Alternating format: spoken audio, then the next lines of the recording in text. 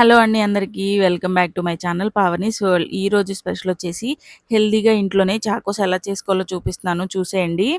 First ఒక ప్లేట్‌లో ముప్పావు కప్పు గోధుమ పిండి అండ్ అలాగే 3 టేబుల్ స్పూన్ల కోకో పౌడరు అండ్ అలాగే ఇంట్లోనే నేను తురిమాను బెల్లము పొడి, 3 టేబుల్ స్పూన్ల బెల్లం పొడి అండ్ అలాగే 2 టేబుల్ స్పూన్ల బటర్ అండ్ అలాగే పావు టీ స్పూన్ బేకింగ్ సోడా వేసి ఇవన్నీ బాగా కలుపుకోవాలి మొత్తం అన్నీ కలిసేదాకా. Butter, baking soda, cocoa powder ఇవన్నీ కూడా బాగా మిక్స్ అయ్యేదాకా కలుపుకోవాలి.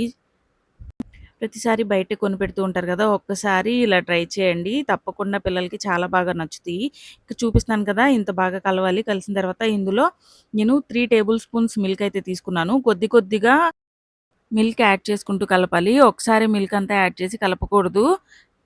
కొద్ది కొద్దిగా పాలు యాడ్ చేసుకుంటూ మెత్తగా ఉండే చపాతీ ముద్ద ఎలా ఉండిద్దో అలాగ కలుపుకోవాలి ఈ పిండిని.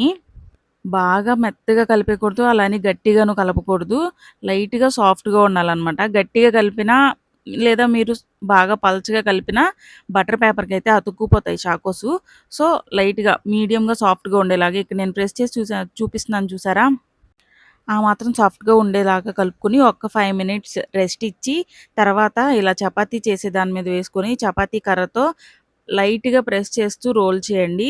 బాగా మందంగా ఉండకూడదు. అలా అని మరీ పల్చగా ఉండకూడదు.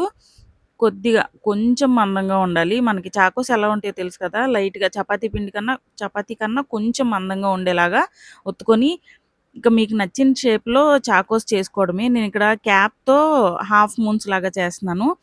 మీరు మీకు నచ్చిన షేప్‌లో చాకోస్‌నైతే తయారు చేసుకోండి. నేను కొన్నైతే మూన్స్‌లా కట్ చేశాను కదా! కొన్నేమో చాకోస్ షేప్‌లో చేశాను. ఇంకా మిగిలిన డో అయితే మాత్రం కట్ చేసి ఇలా స్లైసెస్ లాగా చేసేసాను. ఈ స్లైసెస్‌ని షేప్స్‌లో మనం కట్ చేసుకున్న అన్నిటిని కూడా ఒక ప్లేట్‌లో బటర్ పేపర్ వేసి దానిలో ఇవన్నీ సర్దేసుకొని, నేనిక్కడ ప్రీ హీట్ చేసిన ఈ కళాయిలో స్టవ్ మీదే వీటిలిని చేస్తున్నాను. మీరు ఓవెన్‌లో అయినా గాని పెట్టుకోవచ్చు.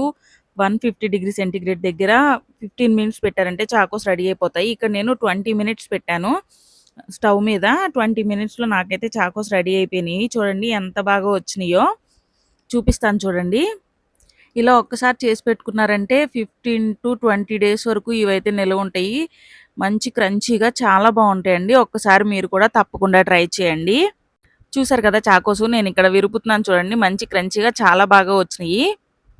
మీరు కూడా తప్పకుండా ఒకసారి ట్రై చేసి ఎలా వచ్చినాయో నాకు తప్పకుండా కామెంట్ చేయండి. ఈ వీడియో మీకు నచ్చిందనుకుంటే గనక ఒక్క లైక్ చేయండి. అండ్ అలాగే మీ ఫ్రెండ్స్ అండ్ ఫ్యామిలీకి ఎవరికైనా యూజ్ అయిద్ది అనుకుంటే వాళ్ళకి కూడా షేర్ చేయండి. అండ్ అలాగే నా ఛానల్‌ని సబ్స్క్రైబ్ చేసుకోండి. Thank you for watching. Please subscribe to my channel Pavani's world. Bye bye. ఇంకో రెసిపీతో మళ్ళీ కలుద్దాం.